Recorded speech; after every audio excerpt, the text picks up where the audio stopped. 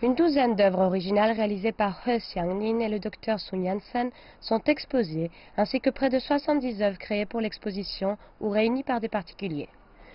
Par ses œuvres d'art ainsi que des photos historiques et des documents de l'artiste, l'exposition retrace la vie de He Xiangnin tout en explorant les significations politiques et les valeurs sociales que recèlent ses créations.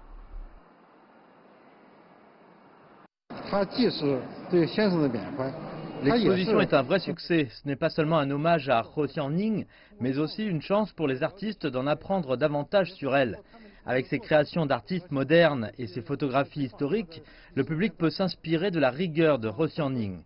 Nous savons qu'elle a eu une vie légendaire. C'était une artiste avec un esprit révolutionnaire, ainsi que des caractéristiques artistiques révolutionnaires. Elle combinait art et révolution, faisant de cette tâche l'objectif de sa vie. Pour comprendre les œuvres de He Xiangnin, il est important de connaître certains détails de sa vie. Avec son époux Liao Zhongkai, elle a été l'un des premiers membres du mouvement révolutionnaire de Sun Yat-sen, le Tongmeihui. En tant que membre de ce mouvement, elle a appelé à l'égalité des droits pour les femmes.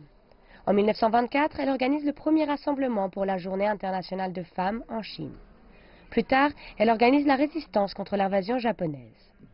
Après la fondation de la République populaire de Chine en 1949, He Xiangnin occupe de nombreuses autres fonctions étatiques, devenant notamment présidente de l'Association des artistes de Chine. He Xiangnin est spécialisée dans la peinture traditionnelle chinoise.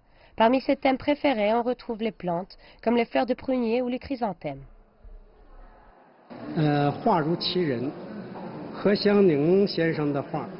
L'art est une expression de l'artiste. Les peintures de He Xiangnin sont pleines de vertus.